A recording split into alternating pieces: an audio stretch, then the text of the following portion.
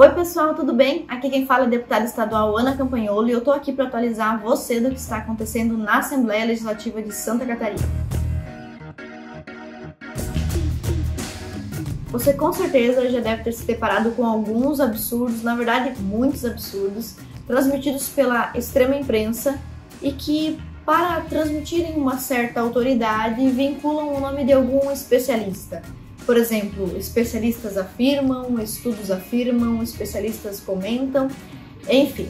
Quem são esses especialistas, onde vivem, o que comem, o que pensam? Um desses especialistas resolveu comentar os projetos de lei contra a erotização de crianças, sexualização precoce, que eu apresentei aqui na Assembleia Legislativa de Santa Catarina. Boa tarde, senhores. Eu já estou ficando repetitiva com esse assunto, mas é porque um dos nossos projetos de lei virou assunto na Folha de São Paulo, que vocês sabem não é um jornal muito imparcial, né? Parece que é um jornal com lado. Então vamos lá. Recentemente nós protocolamos na casa um novo projeto de lei que nós apelidamos de Infância Protegida. É o projeto 178.4 de 2021 que entrou agora na CCJ para ser apreciado pelos deputados. Mas no ano passado, aliás, desde 2019 já está tramitando aqui na casa o nosso projeto de lei 302.1 de 2019, também apelidado Infância Sem Pornografia. Esse projeto já foi aprovado na CCJ, ou seja, está apto a tramitar aqui para ser votado em breve. E no momento, infelizmente, está parado na Comissão de Trabalho com a deputada Paulinha, mas acredito que em breve ela vai deliberar um parecer sobre esse projeto.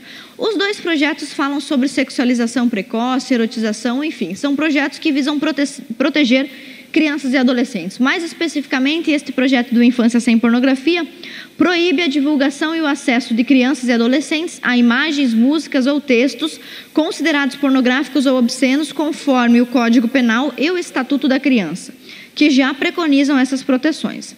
E o Infância Protegida, protocolado recentemente, fala em seu artigo 1º sobre a proibição de utilizar verbas públicas, recurso público, para promover de forma direta ou indireta a sexualização de crianças e adolescentes. E eu, na minha inocência, imaginava que todo mundo nesse país era contra a sexualização de crianças e adolescentes.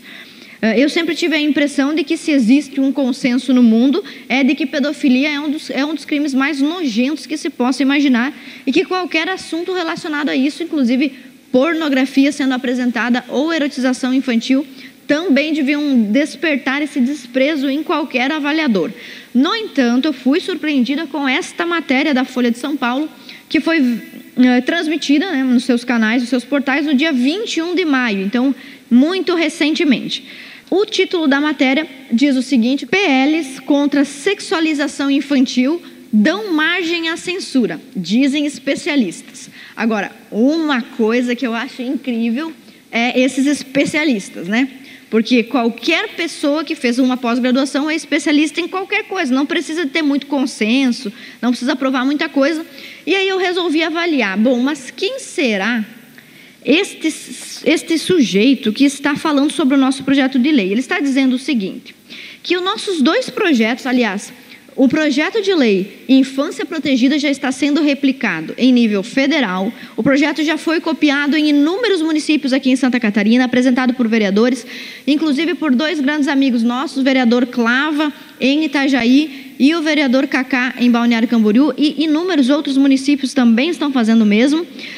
Outros deputados estaduais de outros estados já copiaram, que é basicamente o caso desta matéria, que está mencionando o nosso projeto, que foi copiado por outra deputada estadual. Bom, o título já é um pouco escandaloso, né? Projeto contra a sexualização infantil dá margem à censura. Não é o caso. Mas supondo que nós tivéssemos que escolher entre sexualização infantil e censura, não dá para permitir que sexualização infantil aconteça em nenhuma hipótese. Então, o título já é chocante, mas tem coisa mais chocante ainda por trás dessa matéria. Vocês lembram do episódio que aconteceu recentemente no município de Itajaí? Um evento chamado Criança Viada, que consistia basicamente em transmissões de lives, que estava recebendo verba pública, cerca de 10, 20 mil reais para transmitir uma live. Uma live com assuntos assim muito desnecessários na minha concepção. Mas enfim, Todo mundo sabe que é completamente grátis o serviço de transmitir lives em qualquer plataforma. Então, tudo isso aí já seria questionável e coroamos o trabalho aqui com a cereja do bolo, que é a matéria da Folha de São Paulo. Na matéria da Folha de São Paulo, a gente tem um especialista. Quem é o nosso especialista? É o Ariel de Castro Alves. Ele é advogado, especialista em direitos da criança e do adolescente. Olha só, especialista em criança e adolescente. Integrante do Conselho Estadual dos Direitos da Criança e do Adolescente, do grupo Tortura Nunca Mais e do Movimento Nacional de Direitos Humanos. Aqui nesse trecho, eu peço que você pare só um pouquinho. Você lembra daquele jornalista muito famoso, Alborguete, também chamado de Dalborga? Pois é, teve um dia em que esse especialista, o Ariel, ligou para o Alborguete para contestá-lo durante uma transmissão do seu programa. Veja só o que aconteceu. O senhor pertence à Comissão Nacional dos Direitos Humanos, então pode falar, tá? O senhor está no ar. Não, eu quero falar que essa posição é um tanto quanto reacionária. E é uma posição de agressão à sociedade brasileira. Meu Deus! Eu sou amigo pessoal do José Rainha Júnior. Sei. E ele é injustamente acusado de ter cometido crimes. 3 assassinatos. É uma pessoa de excelente caráter. 3 assassinatos? É uma pessoa de excelente caráter. Senhor Ariel, de tráfico. O senhor tem filhos? Sim. Não? O senhor tem filhos? Não, sou solteiro. O senhor não tem filha nem filho? Também não. Não tenho filha nem filho. O senhor tem algum parente? Irmão, o senhor tem irmã, não? Não. Também não tem irmã? Eu sou filho único. O senhor é filho único? Não, mas vejam bem. Mas mãe o senhor tem. Se um bandido entrar na sua casa, estuprar sua mãe e matar sua mãe, o senhor é a favor de que ele coma gratuitamente nas suas costas? Sim. As pessoas têm direito, é um princípio, o senhor sabe por acaso. O princípio, pelo amor de Deus. Cara. O que quer dizer? Você vai vir aqui no meu programa defender bandido, cara! Vai defender bandido no outro lugar! Tira essa do ar! Pular, jornalista, por favor. Bom, o que nos chama mais a atenção nessa matéria? A abordagem que o especialista deu aos nossos projetos de lei. São projetos simples, dá para ser entendido por qualquer pessoa com mais de 10 anos de idade. Material obsceno, pornográfico, voltado a público infantil, não vai tramitar, não vai acontecer em Santa Catarina.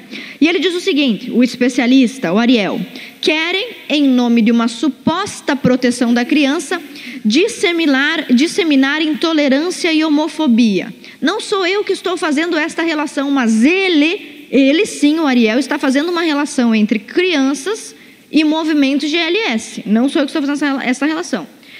E ele diz aqui que isso seria uma grave violação dos direitos humanos. Na verdade, grave violação dos direitos humanos, conforme o Pacto São José da Costa Rica, do qual o Brasil é signatário, conforme o ECA, a Convenção dos Direitos Humanos, é aplicar ou ensinar às crianças concepções morais, ideológicas ou políticas e religiosas divergentes das concepções familiares. E ele continua aqui, relativizando a sexualização infantil.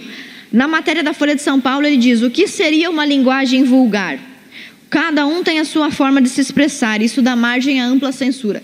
Tudo bem, cada um tem sua forma de se expressar, mas com criança e adolescente, funcionário público não vai usar linguagem obscena. Isso é difícil para o senhor aceitar, talvez, mas é isso aí que está dizendo o projeto de lei. E continua, querem proibir qualquer tipo de discussão sobre sexualidade ou educação sexual nas escolas?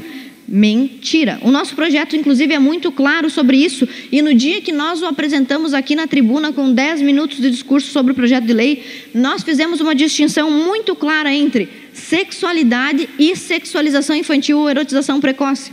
Uma coisa é a sexualidade natural no ser humano, natural do ser humano ter afeto, ter vontade de praticar sexo na idade correta, da maneira correta. E muito diferente disso é a sexualização precoce, material obsceno, pornográfico, conteúdo indecente para crianças. E o que o nosso especialista aqui está perguntando é, tá, mas como é que eu vou saber o que é obsceno ou não? Isso a gente até pode discutir, mas não é pelo fato do senhor ter uma dificuldade de entender o que é obsceno ou não, que as crianças vão ficar expostas. Na dúvida, não mostre para a criança, é muito simples isso. Então agora eu gostaria de ver com os senhores, por que será que tem uma raiva assim tão grande do nosso projeto de lei? Mostra pra gente, por favor, quem são os amigos do nosso especialista em direitos humanos. Olha ali, ele tem foto com o Lula, com a Dilma, ele tem foto com o Haddad, com a Manuela, fez uma propaganda do Gramsci. Quem não conhece esse grande intelectual de esquerda, o Gramsci diz que devemos abandonar qualquer tentativa de tomar o poder de forma militar, mas que a gente deve invadir as escolas e a mente das crianças, doutor. É isso que diz Gramsci. Está aí ele junto com o Jean Willis, que era um grande apoiador de projetos de lei como o da Érica Cocai, para permitir que crianças mudem de sexo sem autorização dos pais. E se você olhar para as redes sociais do nosso especialista Ariel, a gente vai encontrar lá ele dizendo que é contra a redução da maioridade penal, é direito dele, mas eu só estou traçando um perfil aqui para os senhores entenderem. Ele publica nas suas redes sociais que o Brasil está vivendo um regime fascista por causa do presidente Bolsonaro. Ele diz que o governo quer eliminar os idosos para diminuir o custo da Previdência. É sério esse assunto, é sério. O especialista em direito disse isso. Além disso, nas suas redes sociais, ele também faz homenagem ao MST, ao Che Guevara. O Che Guevara era um cara super tranquilo. Se ele não gostasse da sua opinião, ele fuzilava você. Mas fora isso, era uma pessoa muito boa. Além disso, ele divulga também os conteúdos de Simone de Beauvoir. Muitas menções elogiosas a Simone de Beauvoir, que é a maior feminista do século passado. E olha só que interessante, ele é um especialista em direitos da criança e do adolescente, divulgando Simone de Beauvoir e criticando o nosso projeto de lei. Nesse livro aqui que os senhores estão vendo aqui comigo, Uma Relação Perigosa, nós temos uma biografia dupla de Simone de Beauvoir e do seu amante, que ela não quis casar com ele, então é seu amante, né? Até a página 600 aqui, são 600 páginas sobre a história de Sartre e Simone de Beauvoir. E para refrescar a memória deste especialista em direito da criança e do adolescente, Simone de Beauvoir era uma aliciadora de menores. Ela fazia sexo com as suas alunas ao ponto que ela foi demitida em 1943 das suas atribuições de professora por aliciar menores. E ela pegava esses adolescentes para fazerem sexo com ela e com o companheiro dela.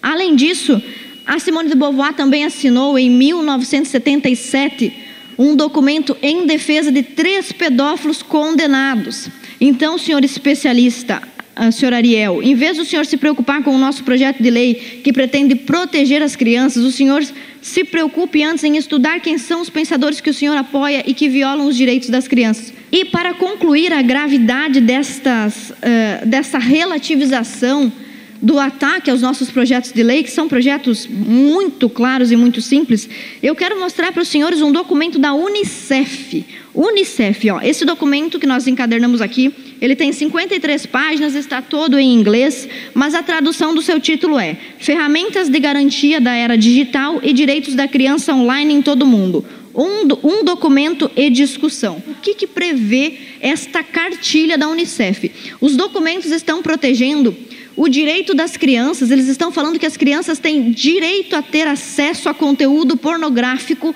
porque não há consenso sobre o grau em que a pornografia é prejudicial às crianças. Do ponto de vista dos direitos, seria necessário cuidado extremo para evitar a exclusão de crianças das informações online sobre saúde sexual e reprodutiva.